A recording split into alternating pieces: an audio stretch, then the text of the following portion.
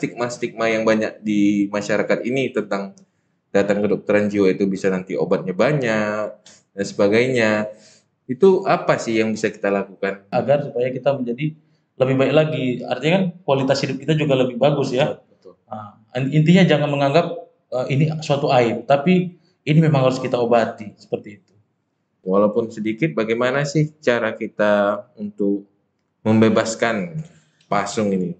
Luar biasa. Kalau pemerintah sebenarnya untuk pasung ini memang benar-benar udah sangat baik lah untuk itu.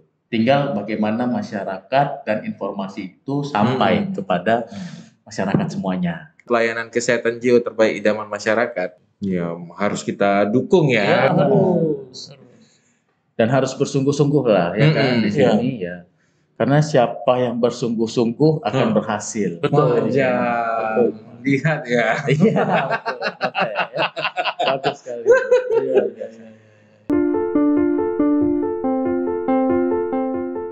Assalamualaikum, salam sejahtera, salam sehat jiwa. Bersama saya Saifuddin Nasution di acara Seksi Ansetas PP PDSKJ, dan telah hadir ini bersama saya. Apa kabar Bang? Sehat. Alhamdulillah. Ya, telah hadir di depan saya ini adalah Dr. Bayu Aryatama, Magister Kedokteran, Spesialis Kedokteran Jiwa, dan dekat saya ini adalah abangda saya, Dr. Hasbi, Muhammad Hasbi, Magister Kedokteran, Spesialis Kedokteran Jiwa.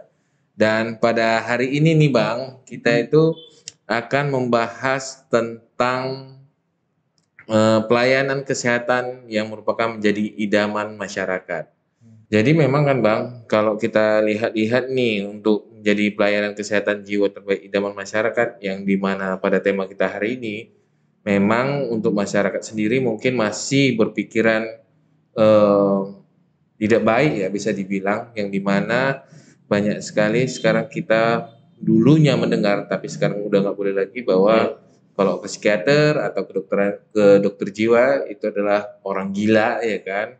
Dan sekarang sudah tidak boleh lagi kita ngomong itu, jadi kita ganti jadi ODGJ atau ODMK ya.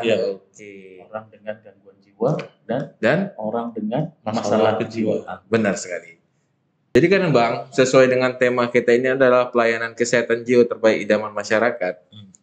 Jadi yang ingin saya tanyakan ini, upaya apa yang dapat dilakukan dalam memberikan pemahaman ini agar masyarakat ini nggak takut nih pergi berobat, karena kan kalau kita lihat kan mereka sebenarnya kan fungsi sosialnya sudah terganggu, cuma kan stigma-stigma yang banyak di masyarakat ini tentang datang ke kedokteran jiwa itu bisa nanti obatnya banyak dan sebagainya. Itu apa sih yang bisa kita lakukan? Mungkin dari Bang Hasbi. Ya, jadi memang merubah stigma atau mindset ya. Benar. Memang kalau kita jelaskan ke pasien mungkin kalau yang dengan gangguan jiwa mungkin susah diterima. Iya, benar. Tapi memang alangkah baiknya itu tepatnya itu kalau menurut saya sih memang ke keluarga pasien. Kan begitu ya. Kita sampaikan bagaimana kondisi pasien yang diderita saat ini, kemudian apa saja yang harus kita lakukan, obat apa saja itu memang harus kita jelaskan. Itu artinya edukasi. Iya, benar. Nah, kemudian memang untuk masyarakat sendiri kita harus lakukan sosialisasi ketat sebetulnya. Artinya kayak ke masyarakat, ya itu harus ada kerjasama lah dari pihak puskesmas ataupun kalau memangnya kurang kita rasa ke kelurahan-kelurahan atau kecamatan-kecamatan kan begitu. Nah, benar. Kalau itu rutin dilakukan, saya rasa bisa jadi stigma-stigma itu pun yang masyarakat terima atau alami mungkin bisa berkurang gitu loh. Iya benar juga ya Bang ya, karena kan sosialisasi itu sangat penting. Mungkin sedikit sekali mungkin kita tentang kejiwaan ini. Mungkin ada tambahan dari Bang Bayu? Ya, jadi seperti namanya tadi ya judulnya, idaman menjadi rumah sakit idaman gitu ya. Sama dengan kita mau menjadi pria idaman wanita. Ya. Pengalaman betul. Perlu nih dilihat. Sedikit aja ya. Udin yang banyak. Nah, jadi bagaimana caranya kita untuk dilihat dari masyarakat, dari pasien bahwa di dalam situ tidak diperlakukan secara tidak manusiawi, ya kan? Diperlakukan sepantasnya. Benar. Ya. Nah, sebetulnya memang betul-betul memanusiakan manusia. Benar. Seperti itu. Mungkin itulah yang intinya itu. Gitu. Oh, Mungkin tadi yang memanusiakan manusia ini, kita kan kalau lihat sekarang ini mungkin untuk pasung sendiri sedikit ya, sudah mulai sedikit di Indonesia. Itu bagaimana nih? Walaupun sedikit, bagaimana sih cara kita untuk membebaskan pasung ini? Iya, bagus sekali ya. Jadi memang tentang pasung ini memang udah diatur dari pasal-pasal juga udah diatur dari pemerintahan, dinas kesehatan itu udah sama-sama bekerja sama bahkan dengan yang sedang sekolah PPDS ya, program sekolah spesialis itu yang jiwa kita pernah melakukannya Dr. Hasbi dengan pernah juga dulu ya. supervisor kita ya, betul, bareng-bareng Prof. Elmeda, kita sampai ke dairi lah daerah ke daerah-daerah itu memang untuk ini yang masyarakat yang masih dipasung untuk kita kasih ini apa namanya sosialisasi sosial lah ya sosial kita waktu sekolah itu waktu saya sama Dr. Hasbi sedang sekolah kita ikut supervisor kita ke sana benar-benar kita turun ke ya mungkin di kota kita nggak ada tempat-tempat yang seperti masuk dalam hutan ya pedesaan yang jalannya kecil kita benar-benar turun ke lapangan seperti itu ditemani dengan dinas kesehatan juga dari puskesmas daerah situ ya luar biasa. Kalau pemerintah sebenarnya untuk pasung ini memang benar-benar udah sangat baik lah untuk itu. Tinggal bagaimana masyarakat dan informasi itu sampai kepada masyarakat semuanya. Jadi sebenarnya ini kan Bang, siapa aja sih yang bertanggung jawab dalam mungkin sosialisasi baik pun seperti kita seminar-seminar. Ini siapa saja sih yang bertanggung jawab itu untuk membuat kesehatan jiwa yang idaman? Oh baik. Jadi yang bertanggung jawab itu dari semua aspek ya Dr. Rudin pastinya dari pasien itu sendiri, keluarga pasien, temannya, orang ya semua lah ya lapisan masyarakat. Termasuk dokter, perawat, spesialis, semua spesialis tidak tergantung dengan psikiater ataupun psikolog tersebut. Ya Dr. Hasbi kan bahkan sekarang kita tahu ya bagus sekali stigma-stigma yang mencap orang dengan gila itu bisa dikenakan pasal kan? Bisa ya sekarang ya. Kayak kemarin ada podcaster juga yang terkait kasus itu ya yang dilaporkan juga. Nah jadi kenapa sebenarnya supaya orang tidak malu ya, tidak merasa benar dikucilkan. Ya, betul pandemi itu ya seperti itu ya. Betul. Makanya kan ya kayak tadi kan nggak bisa sembarang kita, gila kau gitu. Bisa. Ya kan kalau memangnya dia berobat memang menderita gangguan mental, ya makanya disebut secara halus kita sekarang ODGJ kan begitu kan. Artinya orang dengan gangguan jiwa kan begitu kan. Makanya bilang tadi sama Bang Bayu, memang semua aspek lah betul yang bertanggung jawab. Memang program itu dibuat dari pemerintah. Nah dari pemerintah kemudian dijalankan oleh ke bawah seperti turun ke pihak dinas kesehatan ya. Dinas kesehatan bekerja sama lagi ke rumah sakit khusus provinsi ya. Nah dari rumah sakit khusus provinsi bisa juga puskesmas. Nah dari puskesmas juga bisa nanti bekerja sama nanti ke laporan ke kelurahan, kecamatan kayak tadi.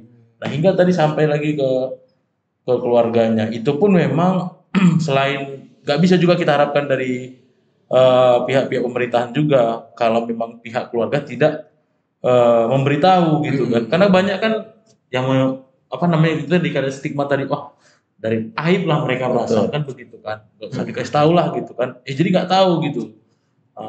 Jadi memang harus semua semua berperan lah.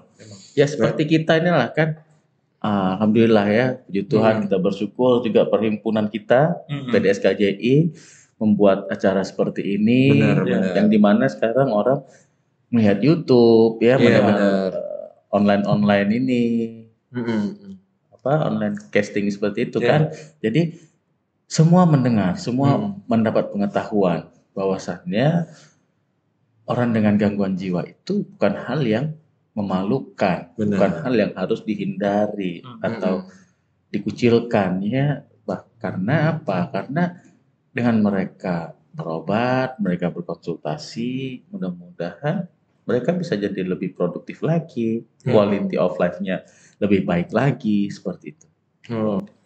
Kalau gitu tadi dengar-dengar yang tadi apalagi tadi bilang teknologi ya kan. Mungkin itu bisa kita manfaatkan juga ya Betul, untuk teknologi ke bisa, depannya bisa. ya kan. Benar. Hebat, Apalagi banyak sekali. apalagi kayak YouTube ya udah Betul. banyak juga ya yang bisa kita manfaatkan dari teknologi. Dan menurut Bang Bayu ini bagaimana nih pemanfaatan teknologi dalam kesehatan jiwa kemudian hari ini? Wah, luar biasa. Kenapa? Karena dengan adanya juga online konsultasi seperti itu juga memudahkan si penderita ya, mungkin yang masih malu untuk datang, ini bisa mulai dengan konsultasi online, ya kan? Adanya juga video call itu juga bisa memudahkan. Jadi setelah mereka mendapat pengarahan, mendapatkan eh, yang bagus lah ya, yang kita arahkan yang bagus, kita harapkan mereka datang untuk konsultasi offline, langsung ke prakteknya supaya ada terapi-terapi juga bagaimana obat-obatan yang harus mereka konsumsi. Iya, Seperti iya. Betul. ya. Sedikit tambahkan juga memang ya dengan dibuatnya acara ini ya podcast ini mungkin salah satu untuk ngebantu sih untuk misalnya yang para penderita atau para masyarakat yang melihatnya ya, mereka juga bisa ikuti channel-channel kita juga di sini ya, gitu kan. Harus ikuti lah sebenarnya karena kalau menurut saya baik sekali gitu kan, bagus lah. Jadi kita juga bisa sharing, artinya dia bisa melihat, oh, apakah aku seperti ini? Kan pasti seperti itu berpikir kan. Betul. Jadi makanya ya podcast-podcast seperti kita yang buat ini juga sangat membantu memang. Gitu. Ya, harus kita dukung ya. Ya, harus. Dan harus bersungguh-sungguh lah ya kan di Iya. sini ya. Karena siapa yang bersungguh-sungguh akan berhasil. Betul. Manja. Lihat ya. Iya, betul. Oke, ya. Bagus sekali. Iya, biasa. Terakhir nih abang-abang, mungkin ada saran untuk teman-teman yang di rumah untuk supaya ini jangan khawatir nih datang ke dokter psikiater karena bukan semuanya bisa dianggap seperti tabu ya kan. Jadi kalau ada masalah silahkan datang ke psikiater. Ini mungkin ada saran-saran dari Bang Bayu. Ya. Jadi untuk semuanya ya, bahwasannya gangguan jiwa ini itu bisa disembuhkan, bisa jadi lebih baik lagi. Jangan kita malah mengucilkan keluarga kita, teman kita, menjauhinya, bahkan sampai dipasung, dihindari dari rumahnya, dibiarkan terlantar, karena itu bisa disembuhkan ya. Udin ya. Yeah. Betul. Mungkin dari Bang Hasbi ada tambahan Bang? Ya sedikit dari saya memang apabila kita sudah merasakan aktivitas kita sudah mulai terganggu, kemudian sosial kita juga sudah mulai terganggu, adanya penarikan diri, mungkin jangan sungkan-sungkan atau segan-segan untuk berkonsultasi pada psikiater terdekat. Jadi agar supaya kita menjadi lebih baik lagi, artinya kan kualitas hidup kita juga lebih bagus ya. Betul. Intinya jangan menganggap ini suatu aib, tapi ini memang harus kita obati seperti itu. Ya mungkin sebenarnya setiap sesuatu itu bisa diperbaiki ya. Betul. Dan nggak usah khawatir nih teman-teman sekalian untuk datang ke psikiater karena psikiaternya pun baik-baik ya kan, nggak ada juga. Ya. Dan mengarahkan apalagi kadang-kadang teman-teman butuh teman curhat bisa juga ke psikiater. Ya. Mungkin itu saja. Terima kasih Bang atas kehadirannya hari ini. Sehat-sehat selalu. Dan mungkin ini adalah teman-teman yang di rumah ingin mengetahui atau berjumpa dengan abang-abang sekalian dari Bang Hasbi, bisa jumpai di mana Bang? Ya boleh jumpai saya. Saya berpraktek di saat ini di Klinik Utama Bina Atma. Kemudian atau boleh juga DM via IG juga boleh. Bisa ya. Oke. Bang Bayu? Ya. Makasih, Brother Udin. Saya di Pematang Sianta, di Rumah Sakit Umum Daerah Desa Mensaragi itu, juga di Klinik Utama Bina Atma. Di sini itu aja kali ya. Iya.